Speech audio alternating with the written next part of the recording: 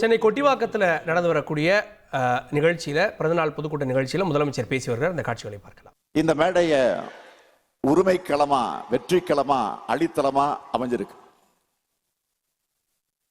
பிறந்தநாள் விழா மேடை போல இல்ல, வெற்றி விழா மேடை போல இருக்குது. ஆமா, இது வெற்றி விழா மேடை தான். 2019 இருந்து கொள்கை கூட்டணி அமைச்சு வெற்றி பெற்று வரும் நாம 2026 அடைய போகக்கூடிய வெற்றிக்கு தொடக்க விழா மேடை இது.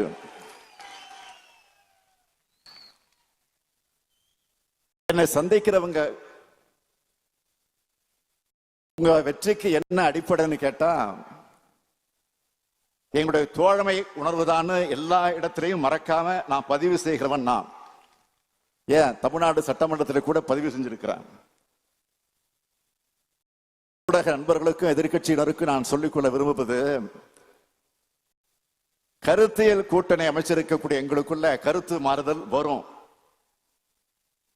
ஆனால் விரிசல் வராது. எங்களுடைய ஒற்றுமையை பார்த்து எரிச்சலோடு இதுல விரிசல் வருமானு சில எதிர்பார்த்துக்கிட்டு இருக்கலாம். அவங்களுக்கு நான் சொல்லிக்கொள்ள விரும்புவது, உங்களுடைய ஆசையில தான் மண் விடுமே தவிர எங்கள் கூட்டணியில் விரிசல் விழாது. தோழமை கட்சி தலைவர்களே, என்னை முதலமைச்சர் நாற்காலியில் உட்கார வச்சவங்க நீங்க. உங்களை எப்பவும் என்னோட இதய நாற்காலியில் நான் உட்கார வச்சிருக்கிறேன். நான் உங்களுக்கு உறுதியோடு சொல்லிக்கொள்ள விரும்புகிறேன், நம்முடைய ஒற்றுமைதான் தமிழ்நாட்டை காப்பாற்றி இருக்கு, தமிழை காப்பாற்றி இருக்கு, சமூக நிதியை காப்பாற்றி இருக்கு, சகோதரத்துவத்தை காப்பாற்றி இருக்கு, ஒற்றுமையை காப்பாற்றி இருக்கு, ஏன் ஒட்டுமொத்த இந்தியாவையே காப்பாற்றி இருக்கு. நீங்க கொஞ்சம் சிந்திச்சு பாருங்க. 2021 தப்பி தவறி அதிமுக பாஜக கூட்டணி ஆட்சி பொறுப்புக்கு வந்திருந்தா இன்று தமிழ்நாடு தரைமட்டத்திற்கு போயிருக்கும். தமிழ்நாட்டோட அத்தனை உரிமைகளும் அதிமுக என்கிற கொத்தடிமைகளால அடகு வைக்கப்பட்டிருக்கும். அதிமுகவை மிரட்டி பணிய வச்சு அவங்க கட்சியையும் தமிழ்நாட்டையும் கபலீகரம் செஞ்சிருக்கும் கூடிய வகையில் நடந்திருக்கும் பாஜக. இந்த கொடிய சக்திகள்கிட்ட இருந்து தமிழ்நாட்டை மீட்க கூட்டணி, நம்ம மதச்சார்பற்ற முற்போக்கு கூட்டணி, இந்தியாவுக்கு வழிகாட்டுகிற கூட்டணியும் நம்ம கூட்டணி தான். தமிழ்நாட்டை மற்ற மாநில மக்கள் எல்லாம் வியந்து பார்க்கிற வகையில திராவிட மாடல் ஆட்சியை சிறப்பா நடத்திக்கிட்டு வரோம். இத ஒன்றிய அரசு பாஜகவால் தாங்கிக் கொள்ள முடியல. நம்ம மாநிலத்துக்கான எந்த நன்மையும் செய்யறது கிடையாது. இப்ப என்ன செய்யறாங்க, என்ன திட்டமிடுறாங்க, எப்படியெல்லாம் தமிழ்நாட்டை வஞ்சிக்கலாம்னு பார்த்து பார்த்து செய்யறாங்க. நீட் தேர்வை திணிச்சாங்க. புயல் வெள்ளம்னு பேரிட்டு வந்தா நிதி கொடுக்கறது இல்ல. இப்படி தொடர்ந்து வஞ்சிக்கிறாங்க. இப்ப சமீபமா தமிழ்நாடு எதனால முன்னணி இருக்குன்னு பார்த்தவங்க, கல்வியால தான் இவங்க முன்னிலையில் இருக்காங்கன்னு தெரிஞ்சுக்கிட்டு அந்த கல்வியை சீர்குலைக்க தேசிய கல்விக் கொள்கையை திணிச்சா இவங்க கீழே போயிடுவாங்கன்னு நினைச்சாங்க. அத நாம ஏத்துக்கல. அதனால உடனே நீதி தரமாட்டோம் அப்படின்னு சொல்றாங்க.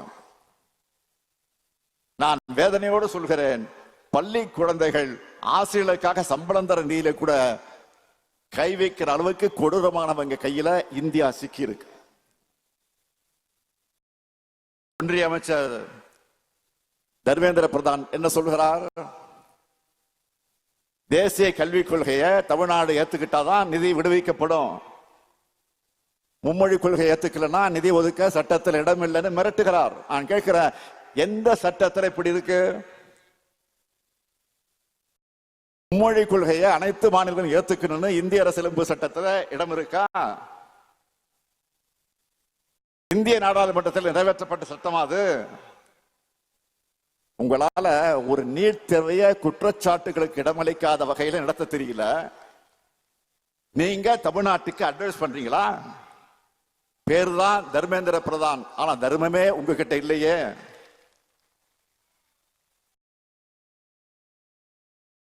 குழந்தைகளுடைய கல்வி கனவை சிதைக்கிற காரியத்தை தர்மேந்திர பிரதான் செய்ய அதை கண்டிக்காம தடுத்து நிறுத்தாம மாண்புமிகு பிரதமர் மோடி வேடிக்கை பார்க்கிறார். இதுதான் பிரதமருக்கு அழகா? மாண்புமிகு பிரதமர் அவர்களே, இந்திய எங்க மேல திணிக்காதீங்க. எங்களுக்கு தாய்மொழியான தமிழும் உலகத்தோட தொடர்பு கொள்ள ஆங்கிலமும் போதும். தேவைப்பட்டா இந்தி என்ன கிரேக்கம் லத்தீன் மொழிகளை கூட அறிவியல் தொழில்நுட்பம் மூலமாக கத்துக்க போறோம். இன்னைக்கு தமிழ்நாடு இப்படி வளர்ந்திருக்க காரணம் நாம தேர்ந்தெடுத்த இருமொழி கொள்கை பாதை.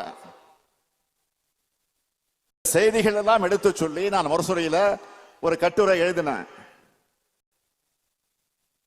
நான் ட்வீட் போட்டா எனக்கு பதில்கள் எல்லாம் எப்படி வருது?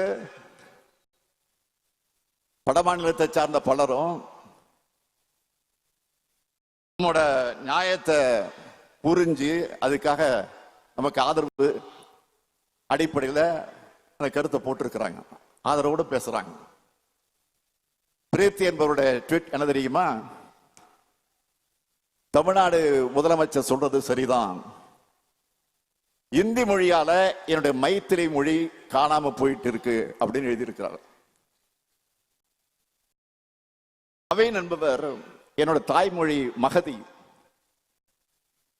நான் ஸ்டாலினோட கருத்துக்களோட ஒத்து போறேன். எங்களுடைய இளைய தலைமுறையால மகதி மொழியை பேசவோ புரிஞ்சுக்கவோ முடியல, இந்தி திணிப்பை தடுங்கன்னு எழுதியிருக்கிறார்.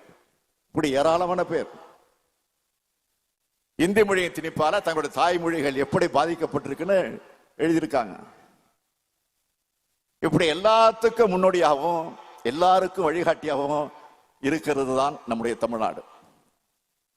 எங்களை என்ன மிரட்டினாலும் உங்களால இந்தி மொழியை திணிக்க முடியாது.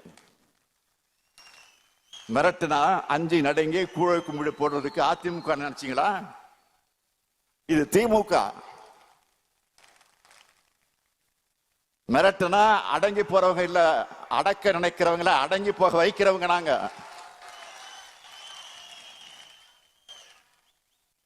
தமிழ்நாட்டுக்காகவும் தமிழ் மொழிக்காகவும் எப்பேற்பட்ட அடக்குமுறையும் எதிர்க்கிற துணிச்சல் கொண்டவங்க நாங்க. இங்க இருக்கிற நாங்கள் தமிழர்கள், சுயமரியாதையோடு இருக்கக்கூடிய திராவிடர்கள்.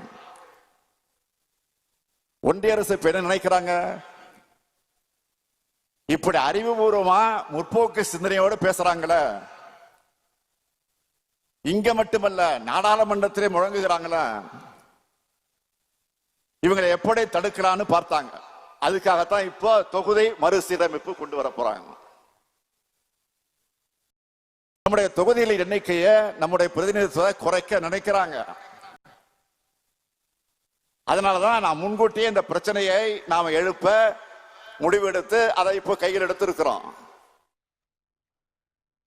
சென்னை கொட்டிவாக்கம் பகுதியில் திமுக தலைவர் தமிழக முதலமைச்சர் திரு மு க ஸ்டாலினுடைய பிறந்தநாளை ஒட்டி நடக்கக்கூடிய பொதுக்கூட்டத்தில் இந்த கூட்டணியில் விரிசல் விழாதான் நிறைய பேர் காத்திருக்காங்க, ஆனால் விரிசல் விழாது அப்படின்னு முதலமைச்சர் கூறுகிறார். எவ்வளவு மிரட்டினாலும் இந்தியை திணிக்க முடியாது, நாங்கள் விடமாட்டோம் அப்படின்னு அவர் தெரிவித்தார். அந்த காட்சிகளை பார்த்தோம். செய்திகளை உடனுக்குடன் தெரிந்து கொள்ள உடனே சப்ஸ்கிரைப் பண்ணுங்க.